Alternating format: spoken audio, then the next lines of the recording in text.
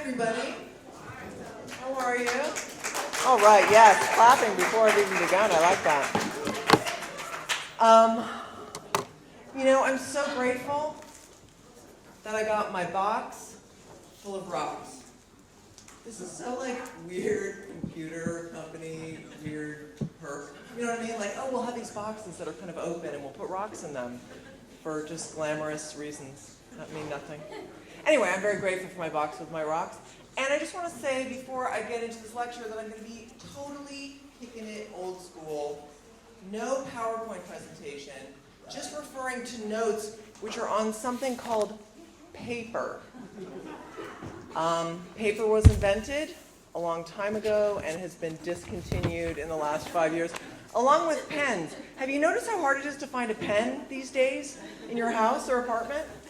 It's really difficult. So if you have a pen and a piece of paper, I don't need one, thank you, please follow along.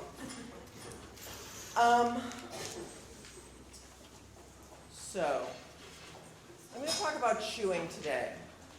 I'm extremely passionate about this subject. And hopefully I will teach us all here things we didn't know about chewing, even if you're a long-time macrobiotic person here. Who here practices whole foods, mostly plant-based or all plant-based diet, and chews at least once a day, whether it's for a whole meal or some of the meal? Who is in that category? Oh, good. Who here equates chewing with mindfulness?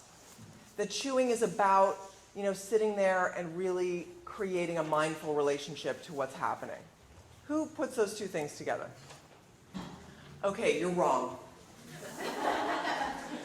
I'm here to disabuse you of that notion. And it's really the first thing I want to say. I think that a lot of people have a weird, conflicted relationship to chewing, and we'll talk later about the benefits of it and why we should all be doing it a lot of the time. But for people who've practiced, whether it's a macrobiotic diet or just made the transition to a more plant-based diet, I find, and I struggle with this myself, we're putting so much energy into food already. I'm making decisions that go against the grain. I'm going out of my way to find good food. I'm paying more money for it. I'm schlepping it home, and I'm cooking it for 12 hours. And then you want me to sit down and meditate on the barley in my mouth? 3 times a day, I'm supposed to sit down, and by the way, my meals take longer because I'm chewing them. So 3 hours of my day are supposed to be spent, focusing my life force on the millet? That makes me want to pull my very attractive hair out. Now, I say this because I don't think chewing is about mindfulness. I think chewing is about efficiency. So if I had a PowerPoint presentation, I would have the word mindfulness with a big X through it, and then efficiency. Your body, and I'm going to get all Industrial Revolution here, and all what they call mechanistic, and say, let's think of the body as a machine. I know it's an insult to the body to consider it a machine, but I'd like to look at it that way just for a moment. Oh, by the way, I have to set my alarm, because otherwise I'm just going to keep going forever, and you're all going to sit there stunned and hypnotized at 4 o'clock being like, chewing, chewing, chewing. Okay, I'm just going to give myself little reminders. Actually, let's think of your body as a business. And every single organ in your body, every single digestive process in your body is an employee in the business. So you have your mouth, you have your esophagus, you have your stomach, you have your small intestine, you have your large intestine, to be sort of, to look at it in the biggest picture. If we don't let's consider the mouth the boss. And if we don't use the boss correctly, all the other employees don't do their jobs correctly.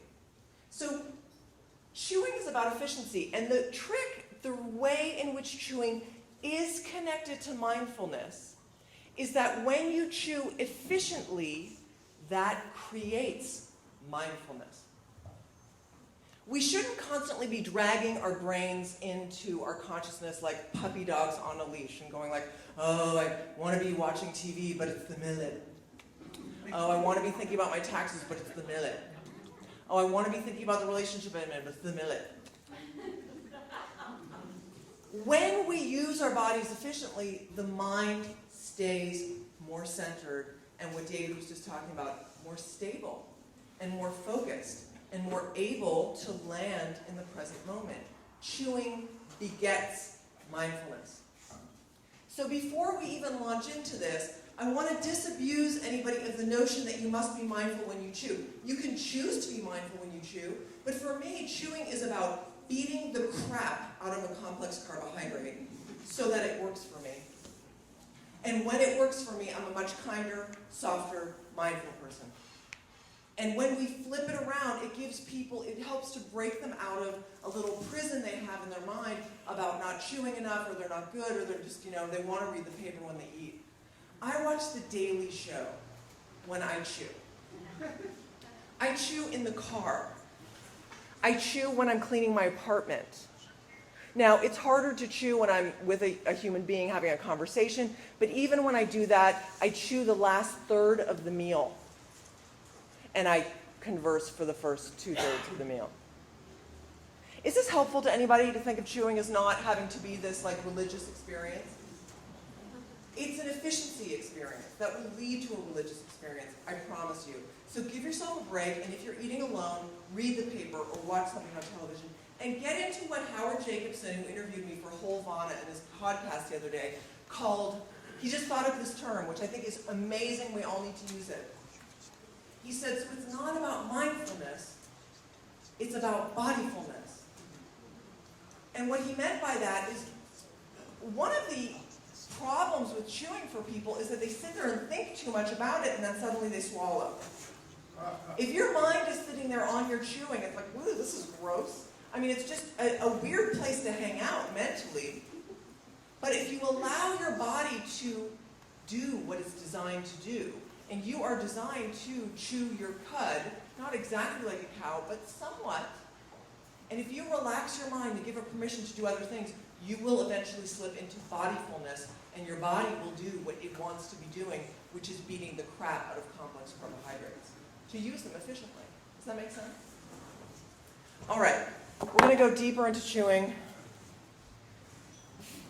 but I want to just get that out of the way, because if I spent this whole time telling you all the benefits, and with every benefit you were feeling guiltier and guiltier and guiltier that you don't enjoy chewing, that this is sucky, and you don't want to add it to your list of macrobiotic angelic traits, like you don't want to be polishing your halo with chewing, then the benefits would be a battering ram as opposed to incentive. Forget about mindfulness, forget about being a macrobiotic angel, think of it as efficiency. That said, we are about to enter a zone through the portal of the mouth, or what Horace Fletcher called the 3 inches of personal responsibility, that will kick your physical health up to another level. Maybe you've made the transition from an animal protein diet to a plant-based diet. Maybe you have decided to become macrobiotic. And maybe you're doing everything well, and you have felt this incredible quantum leap from one experience of health to another. Well, there's more to go. And if you choose, sorry, I can't. Like if a pun is sitting in front of me, I have to say it. If you choose to experiment with chewing, you will, without adding any money, without really adding any time, you will knock that healthful experience that your body is, what's the word, like cultivating for you, to another level.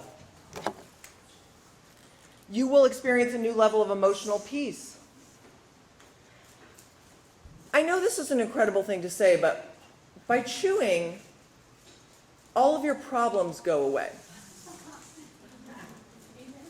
All of your problems go away.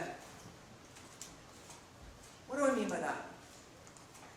Let's pick that up later. If I don't pick that up later, someone make me pick that up later, okay? You will have mental focus beyond what normal people have. You will feel a spiritual connectedness that is automatic. It's not like oh God, I wish I felt close to God, felt close to the universe, blah, blah, blah, blah, blah. When you chew, you feel this light and open connectedness to the whole. You will feel amazing, and it is one thing, exceedingly simple, for which you are totally equipped, and it is absolutely free of charge. And for that, I think that is proof that there is a God. All right, my history with chewing. I read books about it when I first became macrobiotic. I eventually met Lino Stankic. Anyone here read the Power Eating Program by Lino Stankic? Okay, he's a teacher at the Kushi Institute, or he's a macrobiotic teacher who travels everywhere. His father was a POW in World War II. And so when he was growing up, Lino heard his father tell this story that he had been imprisoned and that he was given rations of a piece of bread in the morning, a soup for lunch, and a soup for dinner. And of course, this wasn't gourmet soup. It's watery and has little, they're feeding prisoners, so they're not being very nice about it. And his father decided to chew all of his rations. And he then told all the rest of the prisoners who had been on the ship with him that had gotten sort of hijacked by the Germans, you should chew too. And they were like, forget it. And he was chewing every mouthful 50 times. Well, the only people that survived the concentration camp that he was in, of the people that he knew, of the people of the ship that he was originally imprisoned with, were the 3 people who chewed, Lino's father and the 2 others, because chewing is about efficiency.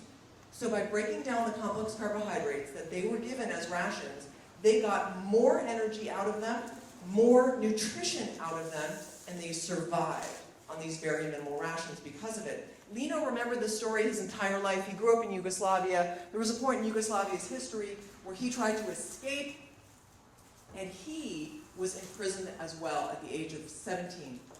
And he spent it sounds like in the book he spent 2 years incarcerated. I don't know if it was exactly that long. But he did the chewing experiment as well under relatively similar circumstances and had the exact same experience, coming out of it feeling stronger, feeling like he had actually been empowered by these rations that, looking around, were actually killing other people. They were so spare.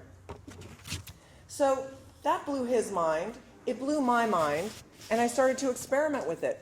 My first big chewing experiment was when, in 1998, I went to Peru. Now, I had been macrobiotic at this point for, 7 years, and I was really afraid of going to Peru. I was really afraid that I wasn't going to get what I needed. I was eating nori rolls. I was eating umeboshi plums. I was eating natto, and I was about to go to Peru where all the books said, it's like baked goods with sugar. I mean, the Peruvian diet is not all bad, but it's very different, and it's not macrobiotic in general. We were planning a 6-week trip to Peru, and I just was in a bit of a panic about it until I suddenly had this epiphany that I would be fine if I chewed everything. What's scrolling? Oh, that's the schedule. I'm sorry. I thought there was like a Twitter feed. She doesn't look very good. Maybe comment about her hair. Chewing seems stupid. So we went to Peru, and like I said, I decided that I would chew every mouthful that I put in my mouth 100 times, no matter what. If I was in a restaurant, now luckily I went with my boyfriend, who was also macrobiotic. He wasn't going to care if I chewed. You know what I mean? He knew what I was doing. So I, for 6 weeks, chewed every single thing that I put in my mouth 100 times. Howard, who I was traveling with, had dysentery, which one gets in South America, usually from the water or from, bacterial in the food, bacteria on some of the vegetables. He had dysentery 3 times. That slowed us down, made us extend our trips in certain cities, was just not pleasant to hear outside of the bathroom. 3 times. I didn't have it once. I was completely present and available for every single second of that trip. And I said to myself, even if I chew Oreo cookies, I will chew them 100 times. Because there was a trip that we took along the Amazon. We spent 2 days getting there, 4 days on a boat, on and off the river, and then 2 days back. We had no control over the food. The tour guides handled it. It was like, white spaghetti with tomato sauce, and at one point, even Oreos showed up. And I chewed every single mouthful 100 times. I just explained myself to people. I was like, I'm weird, I chew. And I was completely fine and available, and it was really one of the best trips of my life, and it lives in my subconscious mind kind of in this crystalline purity, because I was completely present for the entire thing. Howard had mood swings, he had ups and downs, he was a right pain in the ass at certain points, because his blood sugar was going all over the place, like David was explaining earlier. But mine was straight, not a flat line, but was doing a much more natural set of rhythms. And it was extraordinary. So I came back from Peru. I should have kept chewing my entire life, but of course I didn't. The stakes weren't as high, and I had better quality food, and I hadn't given myself that challenge. But I started something called Chewathons. So on my first website, I did the annual celebrity charity Chewathon. That wasn't actually for charity, and there were no celebrities, but it was really cool. And we had like a chat room, and we had people from all over the world chatting, going like, oh my God, this is amazing. And people often need encouragement and support to do this in the way, because you feel sort of crazy and it's a little antisocial, but in terms of learning about the efficiency of the business you are running, unless you take control of the 3 inches of personal responsibility, the rest of it is malfunctioning. Not malfunctioning, is overworking and feeling unnecessary stress. So now on Facebook, I do chewathons. I had one in February. There was about 150 people who were, to a greater or lesser degree, chewing 50 times a mouthful. I reduced it to 50, that just seemed more manageable, for an entire week. And there was this one woman, Elaine Danforth, who throughout the week, for 5 or 6 days, was like, I can't do it. And I kept going, Elaine, it's fine, it's counterintuitive, it takes practice, don't worry, you're going to get it. I think it was on about day 6, Elaine posted a poem about chewing. She broke through to this place where you start to see that this simple thing can completely alter the quality of your existence. It is a spiritual awakening when you see how blessed how blessed we are, thanks to the equipment that nature has given us. And now, the first person to post every Tuesday, because Tuesday is Tuesday on Facebook, is Elaine Danforth, and she has, chewing poems all the time. She's a total convert. My fascination/obsession with chewing led me to do a little more research. I mentioned earlier Horace Fletcher. Horace Fletcher was an American who lived from 1814 to 1919. He was a food enthusiast of the Victorian era who earned the nickname the Great Masticator. Now, Horace Fletcher promoted chewing in the early 20th century, and it became a huge food fad in the United States. And in fact, if any of you have grandparents or great-grandparents who are big-time chewers, they may have grown up in the window of the period where Horace Fletcher was promoting chewing. America has had a chewing wave, and it made a very, very significant indentation on the food culture. Now, this is the time of a burgeoning vegetarianism that came with Kellogg, who started Kellogg's Corn Flakes, and they had these sort of sanitariums where people... Sanitarium now means like loony bin, but sanitarium used to mean kind of like cleansing hospital environment, and where people would get enemas and only eat vegetarian food. Oh, there's my first 15 minutes. And Fletcher was one of these guys. He said that food should be chewed 32 times. He thought the number of teeth that we had indicated how often we should chew. He said, nature will castigate those who don't masticate. He was a bit of a poet himself. He promoted his theories for decades on lecture circuits and became a millionaire.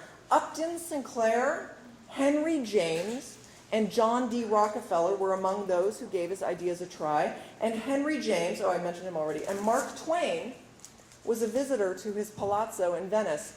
Horace Fletcher spent his entire life promoting chewing until he died at 58. Oh no, he died at 69 of bronchitis. But 69 in 1919 was a ripe old age. So, he did this series of experiments at Payne Whitney Gymnasium at Yale University. He went at 58 up against students, Yale students.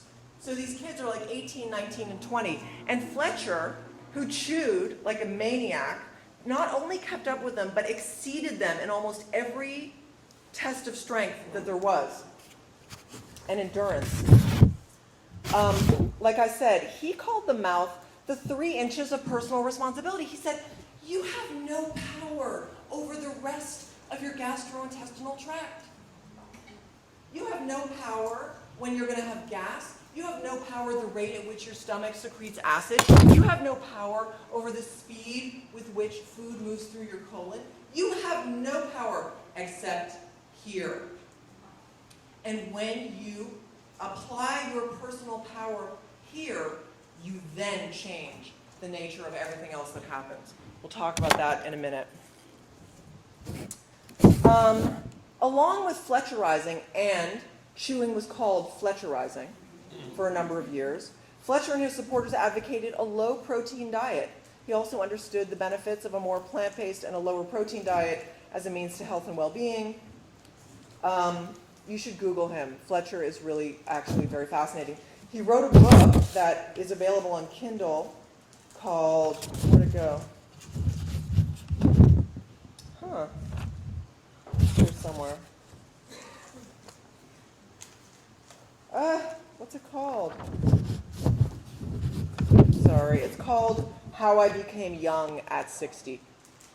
I mean, basically he was describing, saying that he had completely rejuvenated himself simply by chewing. I'm also very passionate about chewing, I gotta say, because David mentioned today that the nutritional world is like this weird jungle that we're all trying to hack through on the internet. And every single person's brother-in-law is now an armchair nutritionist. Have you noticed that? It's like, oh, I'm all into acai. Like, I stick goji berries on my butt. And they know, and everyone has the weight of the internet behind them. And I found as a macrobiotic person that not only is it harder to get one's voice heard in that jungle of information, I'm tired. 25 years ago when I got into this, we were the only people I knew of that were connecting food and health. Just 25 years ago. I mean, doctors literally would say stuff like, no, food has nothing to do with your cancer. Food has nothing to do with your high blood pressure. Maybe salt, that's it. That was the only connection people were making. And yes, there were vegans and vegetarians, but often that was an ethical issue. So the macrobiotics were really going, no, bang, bang, bang, bang, bang. These are the dotted line that we will draw for you between X and Y. And we were weird, and we were saying stuff people didn't want to hear or they didn't believe. And yet in the last, I would say even 5 or 10 years, 10 would be a stretch, let's say 5 years, the connection between food and health has exploded. The consciousness around food in this country is bordering on obsessive. Now, I've been macrobiotic for 25 years, so I understand obsession with food. But it's really getting to a point where we're getting like orthorexia. Everyone's getting so uptight about what they put in their bodies. And many of the pieces of information may be discreetly interesting or powerful, but very few people have a whole picture. So when I say I'm tired, people don't even want to hear it anymore. And I don't want to be a bummer about it, but macrobiotics has always been something that you're either drawn to, and I think you're drawn to on a soul level, or you're not. I've introduced this information to many people who need it, but they didn't take it. I've introduced it to other people who didn't need it, who ran with it for 30 years. Well, if I've only been married 25, it can't be that long, but whatever, 20 years.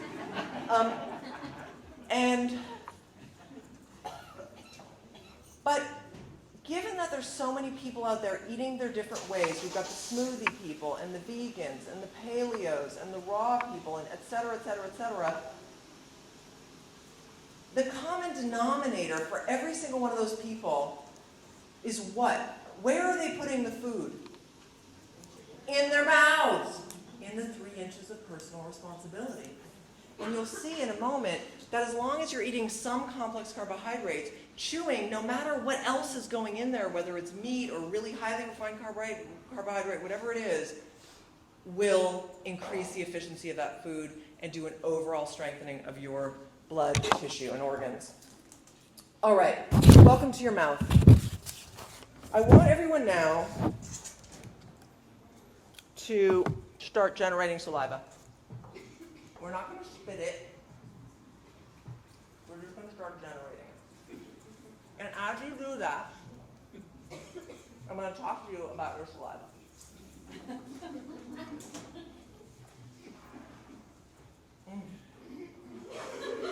Can you hear that? Like a little machine, a little saliva machine. Okay. You have 2 types of saliva. By the way, keep generating it. In fact, your chewing future is completely dependent on your willingness and ability to continue to generate what's called stimulated saliva. You have 2 types of saliva, unstimulated and stimulated. We're going to talk about stimulated saliva first. Stimulated saliva is created by a gland in your mouth called the parotid gland. Have you ever, spat like a snake? By accident, where spit just comes. That's happened at least once to all of us. Is that not a human thing? We've all spat like a snake. And it's weird, like you're in the middle of a sentence or something, and you feel like a viper or the snake with the fangs, like, sorry. That is your stimulated saliva sort of going crazy. But stimulated saliva is very, very fascinating. You generate 2 to 3 pints of stimulated saliva a day.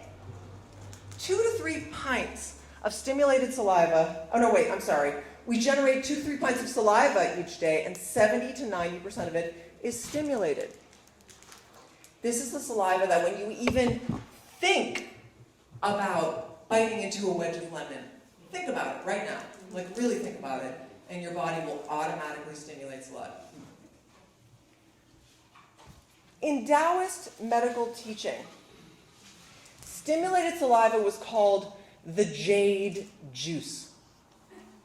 I don't know if you have spent any time in China or around Chinese people, but I tell you, jade is a really prized stone. The jade juice. And it was said to nourish the qi. And stimulated saliva, or the jade juice, quote, puts a man beyond the reach of calamities. Puts the man beyond the reach of calamities. That is echoing what I said earlier, which I expect somebody to bring back up here, which is, by chewing, all of your problems go away. We'll get into that a little deeper. But understand that respect for saliva and what it does is old. I'd like you to continue to stimulate your saliva throughout this lecture. I do it on a regular basis. There's a number of good reasons for it, but one of which is that your saliva is naturally alkaline. And so if your body is, David was saying earlier, our blood rarely actually tips into an acid condition, but the tissue of our body, the fluid throughout our body, can be mildly acidic, that by stimulating your saliva and even just swallowing it every once in a while, you're sending alkalized fluid down into your body that you create naturally.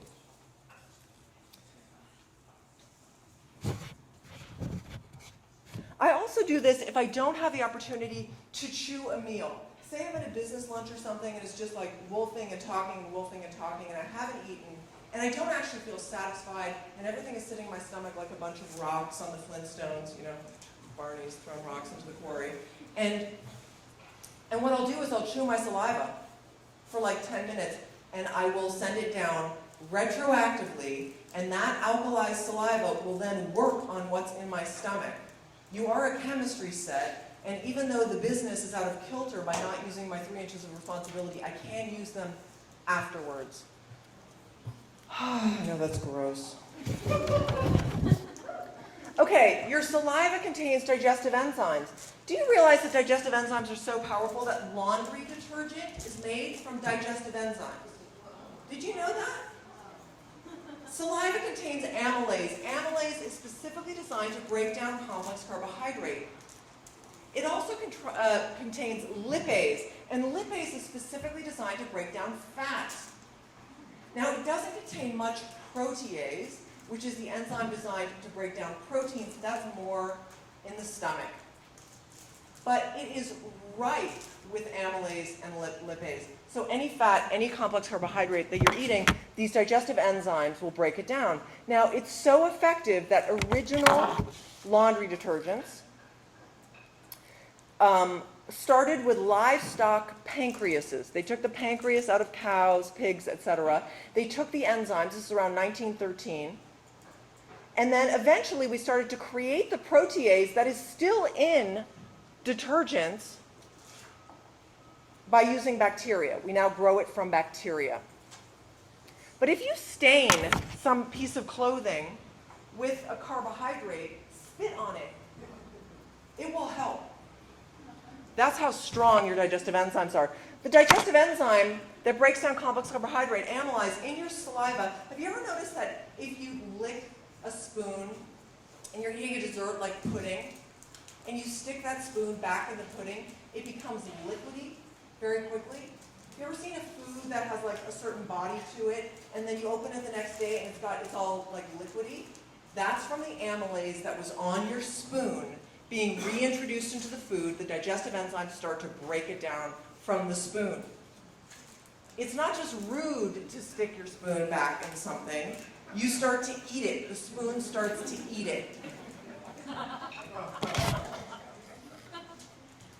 Saliva is so good at eating through dirt and bacteria that it's used by art restorers to go through layers of paintings that have accumulated on old paintings.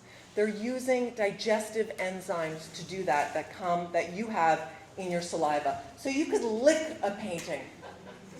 I don't recommend that. But you could, and you would start to break down the paint.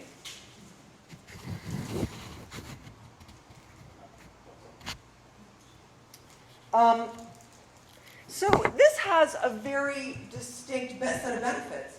If we use the 3 inches of personal responsibility and we start to break down food in the mouth where it's meant to be broken down and you have an abundance of amylase and lipase, let's talk about some of the digestive issues that you avoid.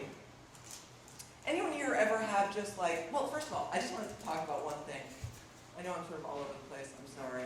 I did chew my breakfast. It's just that I haven't taught this lecture too many times, so it's not structured necessarily the way it will be eventually.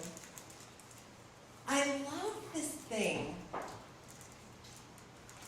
No, I'm not going to go there yet. So, all sorts of digestive issues. Stomach upset, heartburn. If you struggle with heartburn, chew your saliva and swallow it. Fartiness, bloating. Fartiness is a medical term. Fartiness, bloating, constipation, diarrhea are all messages that you haven't done your work.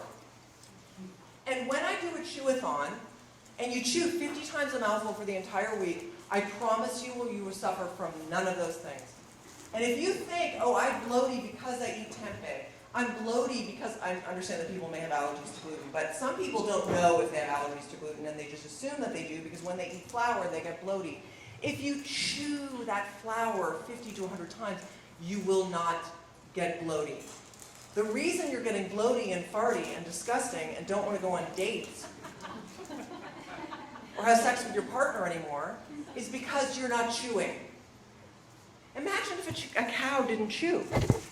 It would just be like, ugh, be walking around. Like when we associate cows with, proper mastication. And if they didn't do that, they'd just be like all upset and angry and butting into each other and like taking naps in the middle of the field and just like wake up and their eyes would be all, ugh. That's us. Because we're not using our bodies efficiently.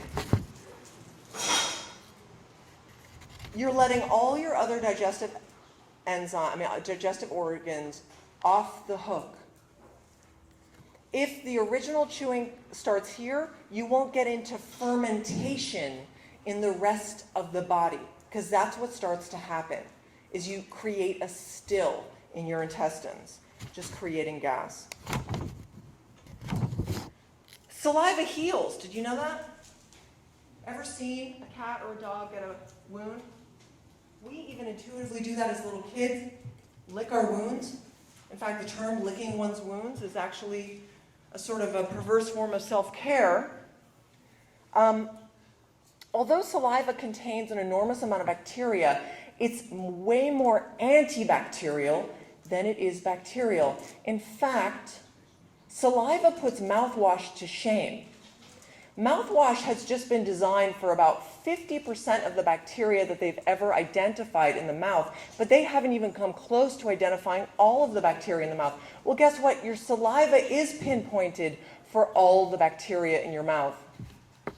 Your unstimulated saliva, which is more viscous, which just hangs out in your mouth all day, actually has anti-clumping properties, and it doesn't let the bacteria in your teeth clump. And then what it does is it has these proteins that bind with the bacteria, pulls it out of your mouth, and then you swallow it and your stomach acids kill it. So your saliva is like your dentist. Get this. This is even better.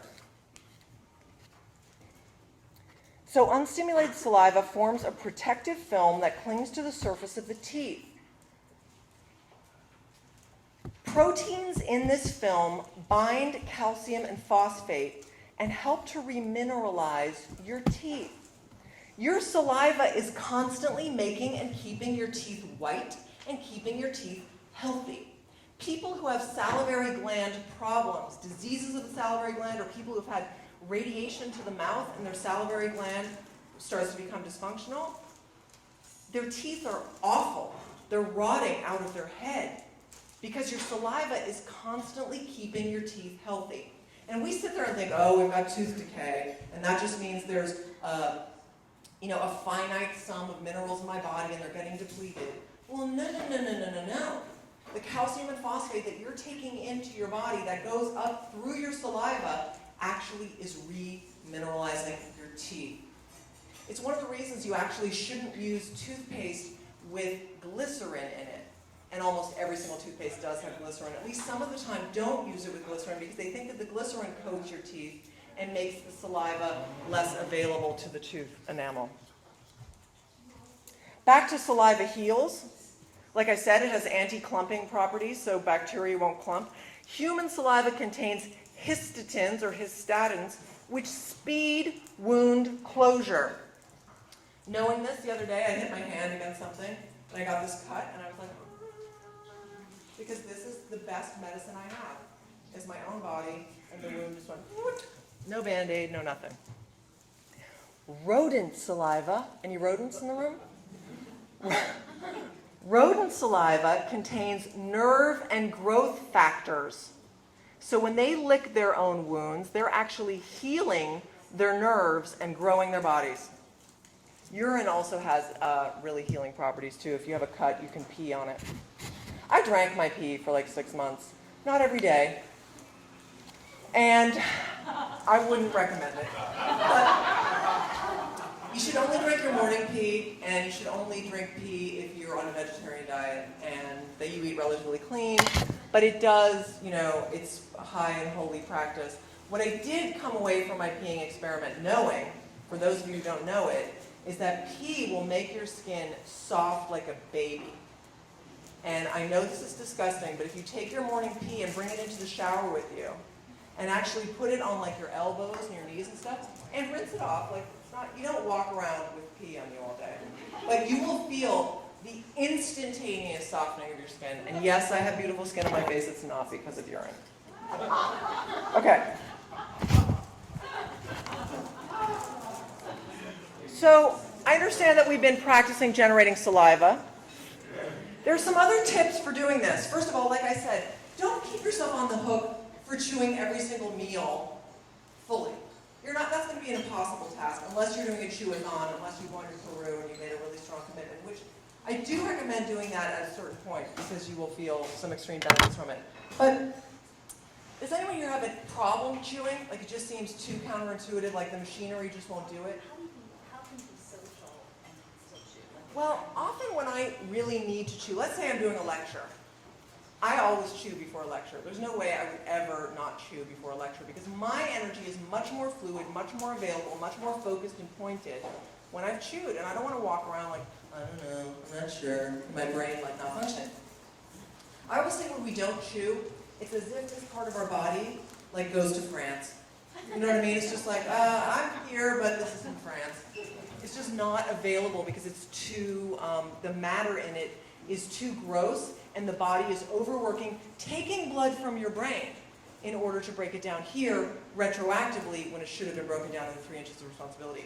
That said, when I'm with somebody who I know relatively well, I'll say to them, hey, you talk for 15 minutes, I'm going to chew, and then I'll talk, and you chew. It's not like we set a timer or something, but with a girlfriend, it's kind of like, tell me everything, and then I chew while you do that.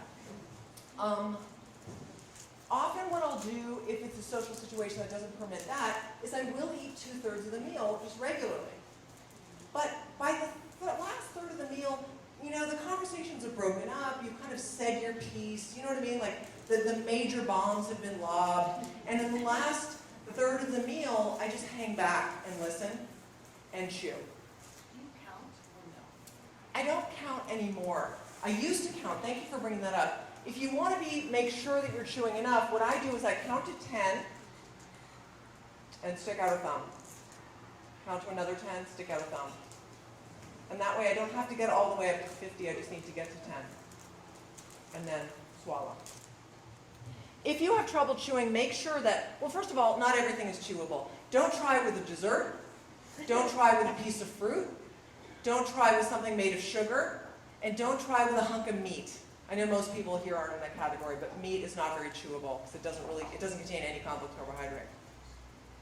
So we're talking about grains and vegetables and maybe bread products here. Much easier to chew if you put something salty in your mouth with it. A tiny bit of sauerkraut, a little umeboshi plum, some dill pickle, a salty condiment. That will help you generate saliva. Then, if you have this reflex where you're constantly swallowing, actually try tilting your mouth forward. Alone. Don't do this at a dinner party. And before you even start to generate some of that stimulated saliva and move forward. I say this not to be crazy, but because I want this tool available to you. The people who break through their resistance to this and move to the other side, like Elaine Danforth, who now writes chewing poetry, it's like an incredible access to something that heretofore seemed like just a concept. So tilt your head forward. Imagine that you're sipping a glass of wine. And you know when you sip a glass of wine, to taste it, you allow the back of your throat to close. And we want the back of your throat closed while you stimulate your saliva. I chew fast, too. I'm like, because I'm just beating the crap out of complex carbohydrates. That's all I'm doing. It's not mindful. And now that my body understands and can slip into that mode, and be patient with yourself. It's going to take a while to slip into that mode, but once you do, bodyfulness will take over. Because you're meant to do this. And then your mind will be able to roam and do other things. And like I said, be distracted if you need to. Okay, more benefits of chewing. Things you maybe didn't know. Because chewing makes complex carbohydrates available to you, and you actually get the nutrition. Have you ever eaten a brown rice and vegetable meal and just felt like heavy and empty? Have you ever done that? Yes. Okay, I don't mean heavy and empty like you've had a Snickers bar, but you don't feel satisfied. You know what I love about science? Science just makes stuff up. It's a really creative pursuit sometimes. They just lob these theories and then seek to prove them. I'm not disrespectful of science, but I think it's interesting how much stuff they'll make up if they don't understand it. So there is a belief system that we have all heard in our lives, which is it takes 20 minutes for your brain to register that you're full. That is the poop of the bull if I've ever heard it. That's the most ridiculous thing I've ever heard. That's like, can you imagine if the mind were that stupid on other things. It would be like, I had sex 20 minutes ago. I didn't even know. Oh my God, I had sex 20 minutes ago. Or you like hit your foot and 20 minutes later it hurts. And satisfaction and fullness are not related on any level. Satiety is a function of the blood sugar in your blood making it to your brain. Your brain needs more blood sugar than any other organ in your body, and it is very sugar hungry. And when you just eat your vegetables and your rice, and you don't chew them, and you don't beat the crap out of the complex carbohydrate, making the glucose available to you, then you walk away full but unsatisfied. And that's why a lot of macrobiotic people crave sweets all the time, or they'll go on sugar binges, because sweets or a more refined carbohydrate will give you a sense of satiety, even if it's for a short period of time. So when you chew the crap out of a complex carbohydrate, the glucose becomes available, it goes into your blood sugar gets raised, and guess what grabs it first? Your brain. And your brain goes, like the HBO sound. It's a little lower on HBO, but I'm going to sing my song now, David. And that feeling of satiety could be gotten with half a cup of brown rice. And so you don't feel full at all, but you feel completely and utterly satisfied. I had an eating disorder for a long time. I was a compulsive overeater and a weekend bulimic. Could never master anorexia, thank you God. It's a very fatal illness. But I wrestled with food. I wrestled with body issues. I wrestled with my weight. It was a living hell. For anyone who's ever had an eating disorder, it is a living hell. And one of the hallmarks of it was that I would wake up in the morning and eat breakfast, and as soon as I was done with breakfast, I was thinking about lunch. And I spent the next 3 hours going, potato salad, raspberries, potato salad. And I wasn't present for my life. I wasn't present for the human being in front of me, or the project I was working on. It would be like, hi, how you doing? Potato salad. Because my brain was constantly starving. And then after lunch, I would think about dinner.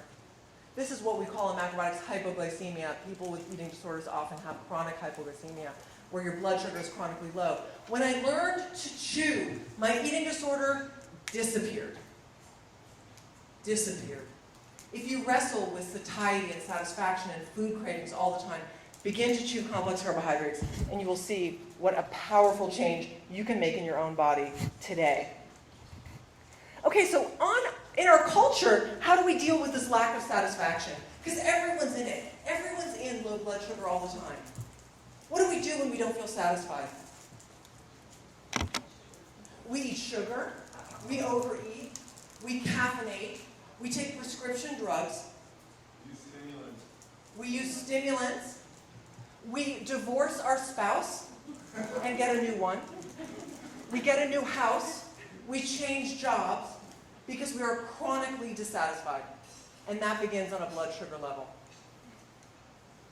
This is part of chewing solves all your problems. When your blood sugar is raised and your brain gets enough blood sugar, you sit there and go, oh, I understand Tibetan monks. I get it. I'm one with everything. And I'm fine right now. Oh my goodness. I have 12 minutes left. Okay. Let me adjust. I hate OS 7. Anyone else not like OS 7? Yeah, it drives me nuts. Okay. And you can't go back. Sorry. Efficient digestion, I said that earlier. Bloating, pain, physical sluggishness, mental sluggishness, yada yada. Weight loss.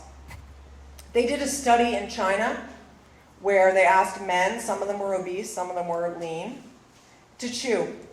Google it, Chinese chewing study. And they found that when they asked guys to chew 15 times a mouthful and other ones to chew 40 times a mouthful, and when they chewed 40 times a mouthful, whether they were obese or lean, they ate 12% less food. And were satisfied with 12% less food automatically. Again, if you're worried like, ooh, I'm a wolf, I just eat everything, I'm out of control, chew, and you'll find that this lovely mechanism in your body that says, that's enough. I mean, in the world of eating disorders, it's understood. They say, well, you're never going to have that. You're never going to be normal. You're always going to have to manage this issue. And by chewing really healthy food, I found that mechanism, and now it works for me all the time.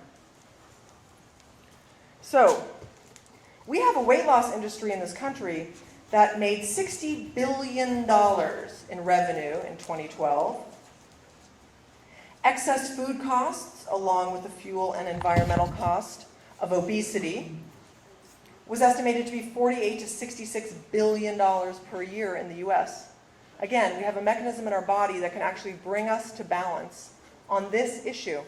It's not an overnight thing, but once you've opened up to it, you'll see that you can never actually abuse food the same way. Your body won't let you do it. I'm going to go back to the fact that your saliva is alkaline. If you do any research these days about disease or about nutrition, the buzzword today is inflammation. That we want anti-inflammatory drinks. You've got super alkalized water that's like 9.8 pH water. It's like you're drinking a rock. I mean, not quite, but it's super alkaline. That we're meant to, stress causes acidity and inflammation, that certain foods cause acidity and inflammation, and that inflammation is connected with all sorts of diseases. Let me tell you the diseases that inflammation is connected to. Acne, asthma, all autoimmune diseases, celiac disease, chronic prostatitis, hypersensitivities, inflammatory bowel disease, pelvic inflammatory bowel disease, rheumatoid arthritis, transplant rejection, in case you've had a transplant, vasculitis, which is the inflammation of your blood vessels, interstitial cystitis, which is, I believe, like chronic bladder infections, cystitis, awful, atherosclerosis, which is heart disease, allergies, myopathies, and cancer.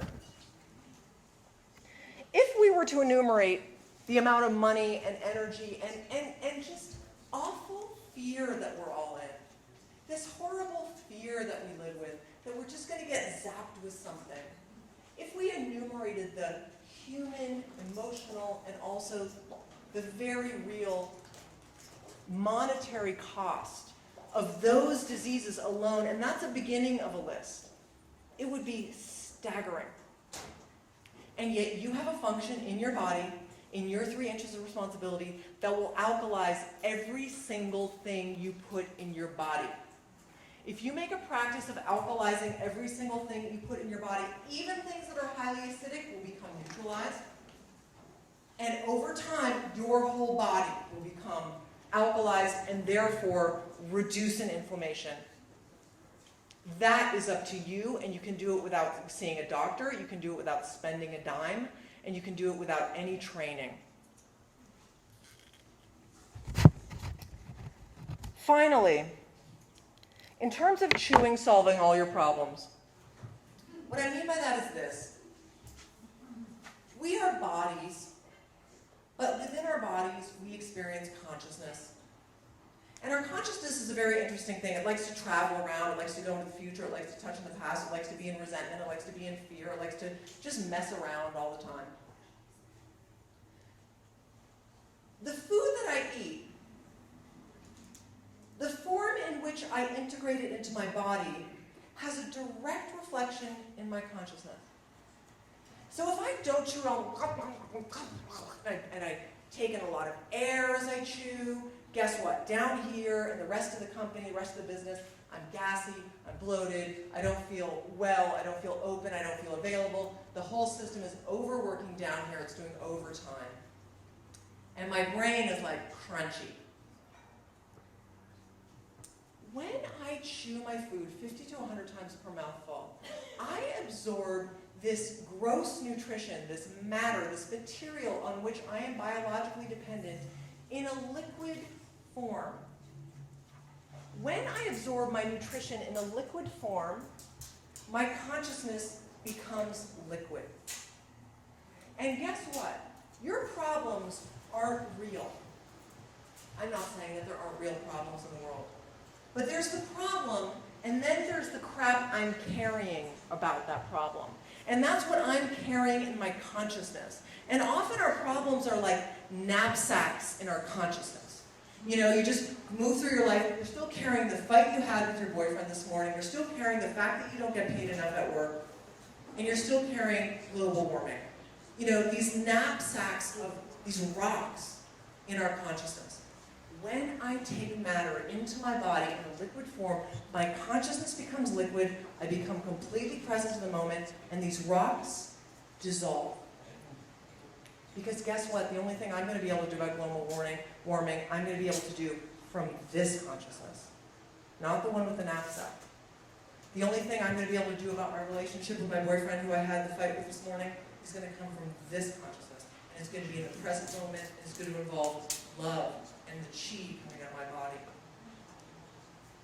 And when we think of our problems as these things that we're carrying around psychologically, and they are, and you take your food into your body in a liquid form, they loosen up. They're like knots that start to loosen up and loosen up and loosen up. And you start to realize that not only are your problems delusions that you're carrying around all day, that you're not really effective about, but that this consciousness, from which everything is coordinated, your chi moves fully, a liquid consciousness, there's no interference, no interruption in it at all. From this place, I solve all of my problems. And the solutions come from on high, much more often than they come from the chatterbox mind that I have avoided through chewing. Does that make sense? So, we're talking about something here that makes you happy. Because when your blood sugar rises and your brain feels satisfied, you feel happy.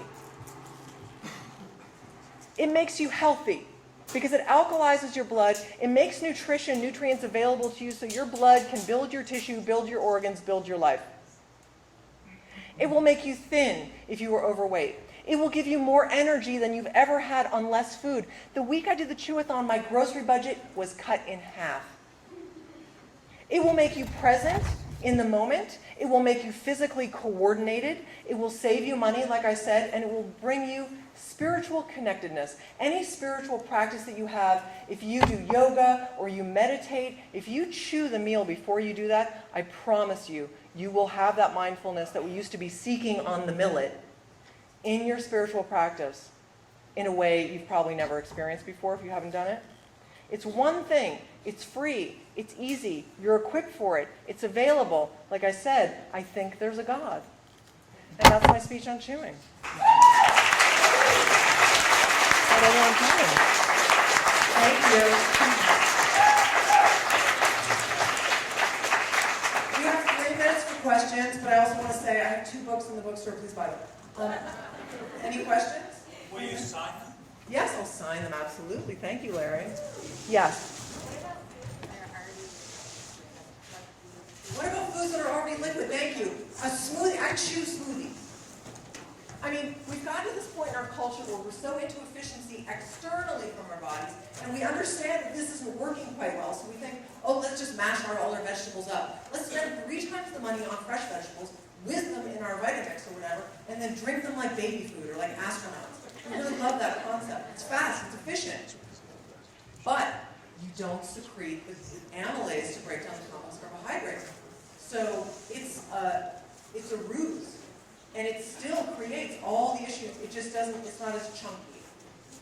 So I definitely chew smoothies. And I chew juice. Not all the time. I mean, believe me, I don't do this all the time, but I've done it enough for long periods of time that I know the power of it. Yes? Yes, I do chew water. Thank you very much for saying that. Again, if I don't feel like my saliva is very stimulated, sometimes your saliva kind of dries up a bit, but the more you do it, the more saliva you have. And one of the ways of jump-starting that is to chew water. Yeah. Stimulate your saliva instead of earlier stimulate your saliva and just talking about saliva. Yes. How do you do that? Like, imagine you're going to spit at somebody. Me. Imagine you're going to spit at me. What would you do? You would create saliva in your mouth. You know how to do it. I'm just suggesting that you create more of it than normal, that you keep it in your mouth longer, that you actually chew on it, because that stimulates the parotid gland, and the parotid gland needs to get going a little before the saliva becomes really rich with all those enzymes and its alkalinity. So practice, what I found, and ladies, I know this is going to sound like lady talk, I've never looked at a man's body, at least not in this lifetime, but by stimulating this fluid, all sorts of other fluids work better. In fact, I'm sure the fluids in your joints work better. I mean, we are whole things, like David was saying, we're not bits and pieces. So you start in your 3 inches of personal responsibility, and you will be blown away by the benefits you reap everywhere else. Friend me on Facebook. Every Tuesday we do Tuesday. Oh, by the way, start with a third of a meal, the last third, because it's hard to chew when you're really hungry. Then move on to doing an entire meal, and then come on Facebook and do a Tuesday, where you have a bunch of support to chew 50 times a mouthful all day, and then I'll do another chew-a-thon, and you'll see it for a week. It's a really important breakthrough to have, and if you practice macrobiotics without having this breakthrough, it's like, I can't think of an analogy, but it's just going halfway into the journey. And it's an insult to your body to not take it all the way. Anyone else? Thank you. Oh, yeah. I just want to say the prize of chewing a bowl of ground rice is that it turns to sugar in your mouth. Yes. Complex carbohydrates, thank you, Jean, get sweeter and sweeter and sweeter as you chew them. It's not like they get sweet and they plateau. Your amylase actually, we're talking about nutrients on a microscopic level, people. You can chew the crap out of complex carbohydrate, and you will still be breaking the bonds of the complex carbohydrate, and therefore more and more glucose will be available to you. And it's incredibly sweet by the end of it. Absolutely. Yes, one more question. If you salivated and you didn't have toothpaste, but you had a toothbrush, would that be effective? Oh my God, what a question. What's your name? Howard. Howard. Not the Howard in Peru. But are you talking about Howard Jacobson? Pardon? You're not Howard Jacobson. I am not. Howards are good people, though. You know what? Weston Price, who was the dentist who did all sorts of research among all sorts of people all over the world and looked at their teeth, etc., was humanity created with toothpaste? No. No. I never used toothpaste. A lot of people will do their teeth every once in a while with baking soda or even sea salt, not daily, because it can really be too hard on the teeth. But I would do that experiment of, you want to make sure that you're not eating crap, and you want to floss, because sugar doesn't actually decay your teeth. Sugar, the bacteria in your mouth eats the sugar, and the byproducts that the bacteria creates decay your teeth.